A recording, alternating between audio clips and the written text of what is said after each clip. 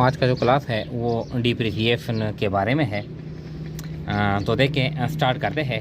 ये कहते हैं 619 कहता है depreciation is a process of, depreciation एक प्रोसेस है, अमल है, allocation of the cost of asset over it's useful life. जो यूज़फुल लाइफ है किसी एसेट का, जो लाइफ है वो हम यानी टोटल कास्ट वो एलोकेट करते हैं, तकसीम करते हैं टोटल लाइफ पर। यह है वैल्यूएशन ऑफ एसेट है, एसेट की हम वैल्यूएशन करते हैं, या मेंटेनेंस ऑफ एसेट है, एसेट की हम मेंटेनेंस करते हैं। तो डिप्रिसिएशन क्या है? ये allocation of cost of asset है over its useful life. Depreciation is the process of allocation. तो ये जो ए ऑप्शन है ये राइट वन है। B 620 depreciation of asset begins when, यानी हम एसेट पर डिप्रिसिएशन स्टार्ट करते हैं, शुरू करते हैं व्हेन, जब क्या हो, it is available for use, ये इस्तेमाल के लिए अवेलेबल हो। Title of asset is transferred, जब हम यानी हम इसके मालिक बन जाते हैं, अगरचे वो एसेट हमारे पास मौजूद ना हो तो फिर हम डिप्रिसिएशन चार्ज करते हैं नहीं। जब हमारे पास एसेट मौजूद ना हो हम डिप्रिसिएशन चार्ज नहीं करते। परचेज एग्रीमेंट इजमेंट, जब हम परचेज एग्रीमेंट करते हैं तो ये जो ए ऑप्शन है, when it is available for use we charge depreciation, we start charging the depreciation on any asset whenever actually available for use. तो A option is right one. 621 कहता है for providing depreciation on hand tools, जो loose tool है, hand tools है, इस पर जब हम डिप्रिसिएशन रिकॉर्ड करते हैं, प्रोवाइड करते हैं दी एप्रोप्रिएट डिप्रिसिएशन मेथड, जो मुनासिब जो मेथड है, जो सूटेबल जो मेथड है वो कौन सी है? डिप्लीशन है, रीवैल्यूएशन मेथड है, या स्ट्रेट लाइन मेथड है। तो यानी जो हैंड टूल है, जो लूज टूल है, यानी जो छोटे छोटे जो टूल्स एंड इक्विपमेंट होते हैं जिसके ज़रिए हम काम करते हैं, तो ये जब हम परचेज़ करते हैं तो साल के आखिर में ये हम वैल्यूएशन करते हैं कि जो टोटल जो यानी वैल्यू है इन लूज टूल्स का, ये टोटल कितनी वैल्यू रह गई है, हम वैल्यूएशन करते हैं।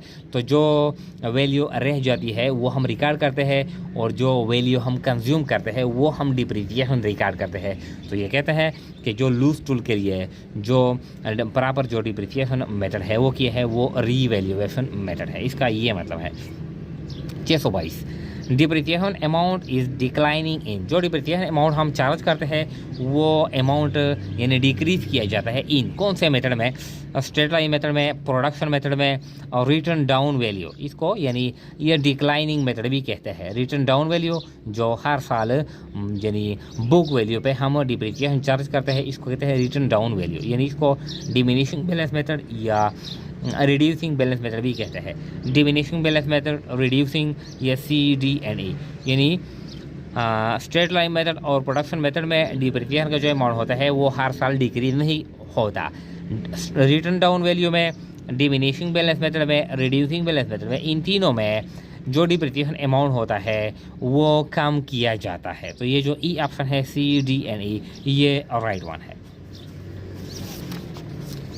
फिर कहता है 623 firm charge depreciation each year, जो फार्म है, जो यानी हम जो बिजनेस है वो क्यों डिप्रिसिएशन चार्ज करते हैं?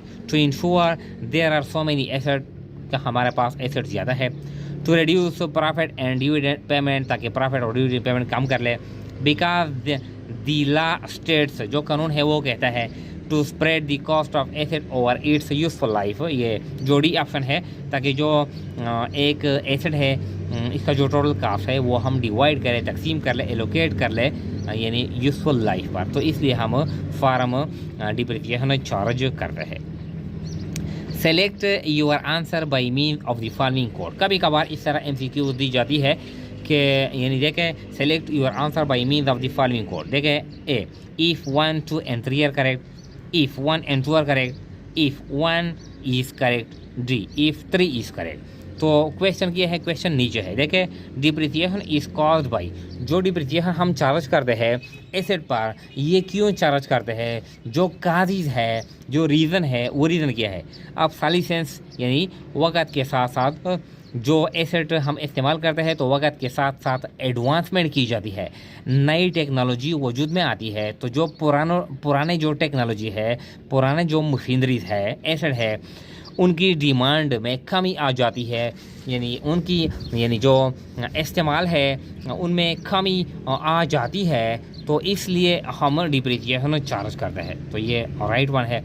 फिर कहता है wear and tear, due to wear and tears, यानी जब हम एसेट इस्तेमाल करते हैं तो इसके वैल्यू में यानी वियर एंड टियर तोड़ फोड़ आता है। हर साल हम इसकी मुरम्मत करते हैं, जब हम इसको इस्तेमाल करते हैं इसमें तोड़ फोड़ आते हैं, मुरम्मत हम इसको मुरम्मत करते हैं, तो due to wear and tear we charge depreciation. और पैसेज ऑफ टाइम, वक्त गुजरने के साथ साथ एसेट की जो फिजिकल जो वजूद हो, ये जो यानी ऑब्सोलेसेंस की तरह टेक्नोलॉजी में यानी एडवांसमेंट आती है, तो due to passage of time wear and tear और ऑब्सोलेसेंस की वजह से हम डिप्रिसिएशन चार्ज करते हैं। तो ये तीनों की है 1, 2 एंड 3, तीनों की है, तीनों ये काजीज है, ये मेन रीज़न है। तो देखिए 1, 2 and 3 are correct, if 1 and 2 are correct और if 1 is correct 3 are correct, तो एक ये भी ठीक है, ये भी ठीक है, ये भी ठीक है।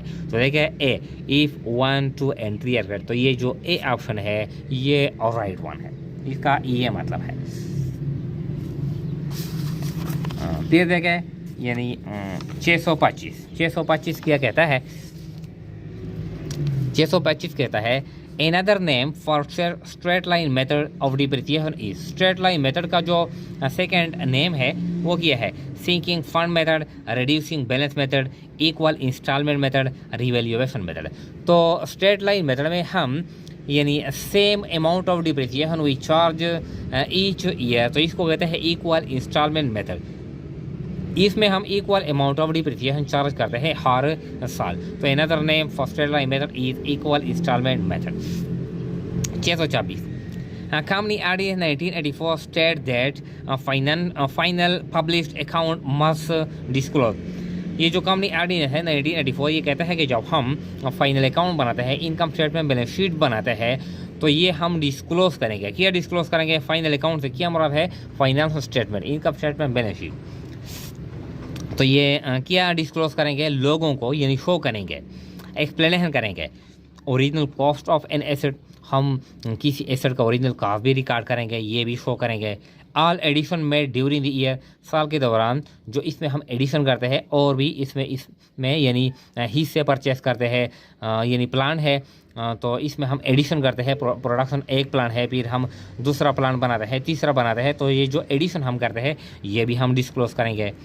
एक्यूमुलेटेड डिप्रिसिएशन, जो हमारे पास जो टोटल जो डिप्रिसिएशन है प्रीवियस ईयर से और इस साल का, ये भी हम शो करेंगे। और ऑल ऑफ दी अबव, तो ये जो 1984 जो ऑर्डिनेंस है ये कहता है कि आप ओरिजिनल कॉस्ट भी शो करेंगे, ऑल एडिशन भी शो करेंगे, डिप्रिसिएशन अमाउंट भी शो करेंगे, जो डिप्रिसिएशन मेथड है वो भी शो करेंगे। तो ऑल ऑफ दी अबव यानी ये शो करेंगे। तो ये जो डी ऑप्शन है ये राइट वन है। फिर कहता है 627 The excess of depreciation over actual depreciation is to be treated as, यानी इसका मतलब यह है कि जो हम डिप्रिसिएशन चार्ज करते हैं, यानी जो हम डिप्रिसिएशन चार्ज करते हैं, तो हम इस तरह एंट्री पास करते हैं कि डिप्रिसिएशन एक्सपेंसेस डेबिट और टू एक्यूमुलेटेड डिप्रिसिएशन क्रेडिट।